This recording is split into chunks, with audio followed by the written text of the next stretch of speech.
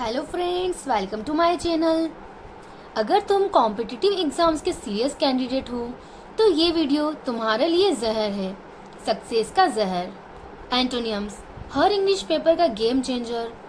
और जब वही 100 मोस्ट इम्पॉर्टेंट एंटोनियम्स एक ही जगह मिल जाए तो समझ लो सिलेक्शन का शॉर्टकट मिल गया। यह ब्लैक बुक वो हथियार है जो हर टॉपर के पास होता है, पर सब दिखाते नहीं। तो या तो अभी से स्मार्ट बन जाओ या फिर एग्जाम के बाद सोचते रह जाना कि काश पहले ये वीडियो देख ली होती। चलो शुरू करते हैं बिना टाइम बर्बाद किए। लास्ट तक वीडियो को जरूर देखिएगा और वीडियो को बीच में मिस मत कीजिएगा। लास्ट वीडियो में हमने एंटोनियम्स के वर्ड डिस्कस किए थे, आज हम आगे के वर्ड्स को डिस्कस करेंगे। चलिए स्टार्ट करते हैं। 66 है डिस्कॉर्डेंट, यानी कि डिसएग्रीइंग और इनकंग्रुअस। इसका मतलब होता है असहमत या बेसुरा। ये वर्ड एसएससी के एग्जाम में 2 टाइम रिपीट हुआ है और अदर एग्जाम में ये वर्ड 1 टाइम रिपीट हुआ है। इसे हम ऐसे याद कर सकते हैं कि यहाँ दिख रहा होगा आंट। आंट मतलब में समझिए कि एक आंटी है जो गांव की है, ठीक है। वो किसी डिस्को पार्टी में चली गई होगी, यहाँ आपको दिख रहा होगा डिस्को। तो एक आंट है, वो गांव की है और वो डिस्को पार्टी में चली गई। अब आपको पता है कि डिस्को में जो पार्टीज में वो म्यूजिक चलते हैं ना, वो थोड़े अलग होते हैं। अब वो जो गांव की थी उसे तो वो बड़े अजीब लग रहे थे, तो वो उसके बारे में बोलने लगी कि ये कितने बेसुरे गा रहे हैं, मतलब कुछ समझ ही नहीं आ रही है, मुझे तो कुछ समझ ही नहीं पड़ रही है, इतना बेसुरा गा रहे हैं। मतलब वो क्या थी, उन सारे सॉन्ग से क्या थी, असहमत थी कि ये सब तो बड़े अजीब गा रहे हैं, बड़े बेसुरे गा रहे हैं, ठीक है। इन्हें आप ऐसे याद कर सकते हैं। इसका एंटोनियम से एग्रीबल यानी कि सहमत, मेलोडियस यानी कि मधुर, और हारमोनियस यानी कि सामंजस्यपूर्ण यानी कि अच्छे आवाज में गा रहे हैं, ठीक है। तो इन्हें आप ऐसे याद कर सकते हैं। नेक्स्ट वर्ड है डाइवर्सिटी। इसका मतलब होता है विविधता, the state of being diverse या वैरायटी, ठीक है। यानी कि वो अपन जब मार्केट जाते हैं तो वो पूछते हैं ना कि जब कोई ड्रेस लेने जाते हैं तो बोलते हैं ना कि इसकी बहुत सारी वेराइटीज है, ठीक है। यानी कि एक ही चीज के बहुत सारे अलग अलग तरीके से देखना, ठीक है, यानी कि विविधता में होना। ये वर्ड एसएससी के एग्जाम में 2 टाइम रिपीट हुआ है और अदर एग्जाम में ये वर्ड 1 टाइम रिपीट हुआ है। तो इसे हम ऐसे याद कर सकते हैं कि यहाँ आपको दिख रहा होगा वर्सिटी, ठीक है।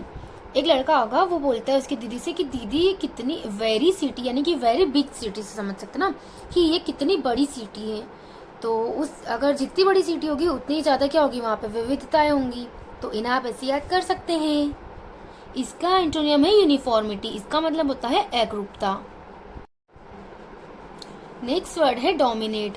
इसका मतलब होता है हावी होना, have a commanding influence on, exercise control over. ये वर्ड एसएससी के एग्जाम में 3 टाइम रिपीट हुआ है। तो इसे हम ऐसे समझ सकते हैं कि 2 मिनट, ठीक है। जो 2 मिनट होते हैं ना, वो भी बहुत ज्यादा होते हैं ना एग्जाम में। अगर हम 2 मिनट की भी देर कर देते हैं एग्जाम में, ठीक है, तो हमें अंदर नहीं जाने देते हैं। फिर क्या हो जाता है, हम पे हावी हो जाते हैं ना वो लोग कि अब हम आपको अंदर नहीं जाने देंगे क्योंकि आप 2 मिनट लेट हैं। तो इसे आप ऐसे समझ सकते हैं। इसके एंटोनियम में सरेंडर यानी कि आत्मसमर्पण, लिबरेट यानी कि मुक्त करना। तो इन्हें आप ऐसे याद कर सकते हैं। नेक्स्ट वर्ड है इमेसिएटेड। इसका मतलब होता है निर्बल, यानी कि एबनॉर्मली थीन और weak, specially because of illness और अ लैक ऑफ फूड। यानी कि खाने की कमी की वजह से या खाना कम खाने की वजह से कोई बीमारी हो जाना है, कमजोर हो जाना, ठीक है। ये वर्ड एसएससी के एग्जाम में 2 टाइम रिपीट हुआ है और अदर एग्जाम में ये वर्ड 1 टाइम रिपीट हुआ है। इसके एंटोनियम में फेट यानी कि मोटा, हेल्दी यानी कि स्वस्थ, और हैफ्टी यानी कि तगड़ा। तो इसे हम ऐसे याद कर सकते हैं। यहाँ आपको दिख रहा होगा ई, इसे हम ए से रिलेट करेंगे, ए ये मास, इसे हम मासी से रिलेट करेंगे, और एट। तो एक जो छोटा बच्चा है ना, वो उसकी मासी से बोल रहा है कि मासी तू कुछ तो खा ले, यानी कि ए मासी एट, तू खा ले वरना तू क्या हो जाएगी, कमजोर हो जाएगी, निर्बल हो जाएगी, ठीक है। ए मासी तू कुछ खा ले वरना तू कमजोर हो जाएगी। इसे हम ऐसे याद कर सकते हैं, ठीक है। नेक्स्ट वर्ड है इक्विलिब्रियम। इसका मतलब होता है संतुलन, यानी कि एकदम बराबर बराबर तालमेल बनाए रखना, एकदम संतुलित बना के रखना किसी चीज को। यानी कि a state in which opposing forces और इन्फ्लुएंसेस आर बैलेंस्ड, ठीक है। ये वर्ड एसएससी के एग्जाम में 3 टाइम रिपीट हुआ है। इसके एंटोनियम से इम्बैलेंस यानी कि असंतुलन। तो इसे वर्ड से याद कर सकते ना, यहाँ पे इक्विलिब्रियम यानी कि यहाँ दिख रहा होगा आपको इक्वल, इक्वल करके रखना किसी चीज़ को, यानी कि दोनों साइड से बराबर, जैसे तराजू होता है ना, उसके दोनों पलड़ों को हमें बराबर करना पड़ता है ना, एकदम इक्वल तोलने के लिए किसी चीज़ को। तो इक्विलिब्रियम यानी कि संतुलन बनाना उसमें। तो इसे आप ऐसे याद कर सकते हैं। नेक्स्ट वर्ड है एक्सपेंड। इसका मतलब होता है विस्तार करना। एक्सपेंड का मतलब तो आपको पता ही होगा, ये एक नॉर्मल वर्ड है, सभी को पता होगा। इसका मतलब होता है बिकम और मेक लार्जर और मोर एक्सटेंसिव। ये वर्ड एसएससी के एग्जाम में 3 टाइम रिपीट हुआ है। इसके एंटोनिम्स होते हैं कॉन्ट्रैक्ट यानी कि संकुचन, श्रिंक यानी कि सिकुड़ना। तो इन्हें आप ऐसे याद कर सकते हैं। नेक्स्ट वर्ड है एक्सपंज। इसका मतलब होता है निकालना। इरेज और रिमूव कम्प्लीटली समथिंग अनवांटेड और अनप्रेजेंट। ये वर्ड एसएससी के एग्जाम में 3 टाइम रिपीट हुआ है। इसके एंटोनियम से इंसर्ट यानी कि डालना और एड यानी कि जोड़ना। तो एक स्पंज, ठीक है, इसे हम ऐसे याद कर सकते हैं कि एक लड़का है ना, उसने क्या किया, अपनी जो एक्स है ना उसको एक पंच मार के भगा दिया कि तू मुझसे दूर चली जा। मतलब उसने क्या किया, अपनी लाइफ से एक्स को पंच मार के भगा दिया, निकाल दिया। तो इसे आप ऐसे याद कर सकते हैं। नेक्स्ट वर्ड है फेम। इसका मतलब होता है प्रसिद्धि, यानी कि स्टेट ऑफ बीइंग नोन और recognised by many people, celebrity और रिनाउन। ये वर्ड एसएससी के एग्जाम में 3 टाइम रिपीट हुआ है। तो फेम यानी कि प्रसिद्धि होता है, ये भी आप सभी को पता ही होगा। इसके एंटोनियम से डिसग्रेस यानी कि अपमान, डिसऑनर यानी कि अपमान और शेम यानी कि शर्म। तो इसे भी आप याद कर सकते हैं। नेक्स्ट वर्ड है फिकंड।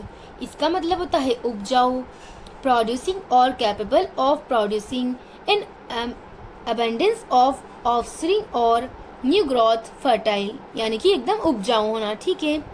ये वर्ड एसएससी के एग्जाम में 3 टाइम रिपीट हुआ है। इसके एंटोनिम में बैरन यानी कि बंजर, स्टेराइल यानी कि बांझ, स्पार्स यानी कि विरल। तो रिफंड का मतलब उपजाऊ होता है। इसे आप ऐसे भी समझ सकते हैं कि फेक को हम फिक्स से रिलेट कर देंगे, ठीक है। फिक्स और अन, आपको दिख रहा होगा अन यानी कि अंदर।